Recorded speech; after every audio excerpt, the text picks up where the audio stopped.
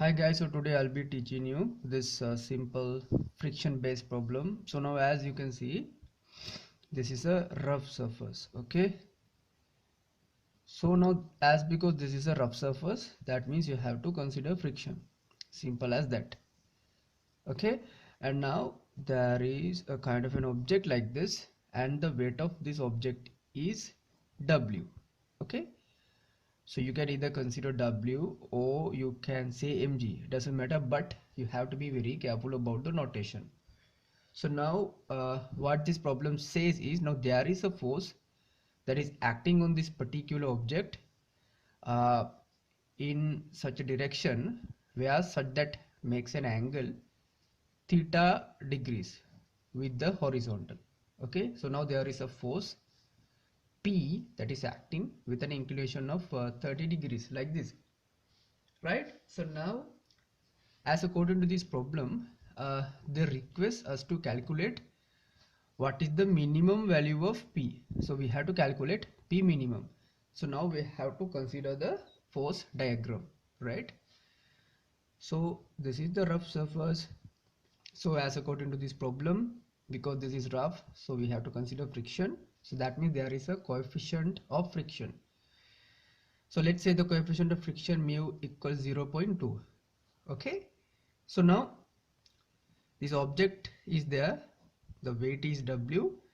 I told you there is a force P that is acting on this object by making an inclination of theta, and also you know there is a normal reaction R. So now as you can see, this is the surface, so the motion of this object will be alone uh, in a linear direction. So now this might be the direction of the motion. So if it is like this, so we can say the friction is acting in a direction such that it is opposite to the direction of motion. So the friction would act in this direction, which is F. Okay, so now they ask us to calculate what is the minimum value of P. Minimum value of P means in here you have to consider the limiting friction.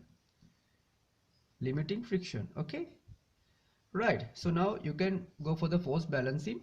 You can balance upward and downward forces. So how to do that? It's simple as that.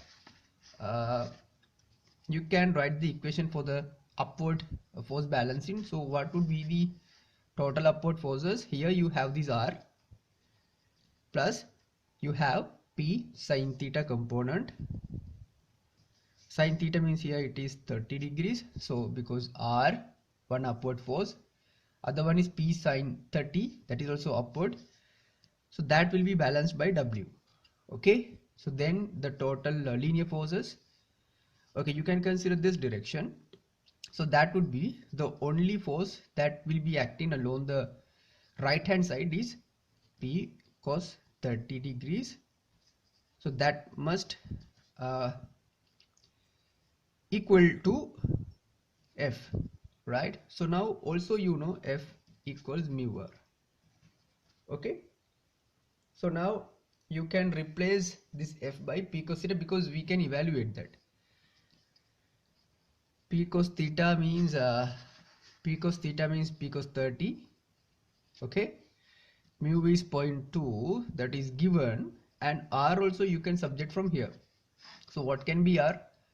W minus P sine theta. Okay, R equals W minus P sine theta. So W minus P sine theta. So it's no problem. You can very simply evaluate this. So then you can find the value for P. Okay. Okay, I can continue the simplification. As simple as that. So 0.2 times W minus 0.2 P.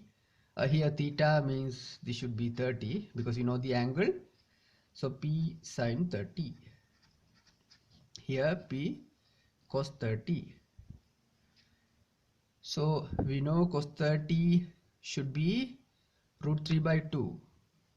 Okay, and this is 0.2 W, so that's no problem. So this will be minus 0.2 P sine 30, you know that is half. Okay, so it's no problem. You just need to simplify that. You can consider the common factor as p, right? Because now we need to find p. So 0.2 w will be getting equal to uh, p times root 3 by 2, okay, plus 0.2 divided by 2p, right? So now you can consider the common factor. So p would be 0.2 w divided by this common factor, that is root 3 by 2 plus 0.2 divided by 2. Simple as that. Thank you.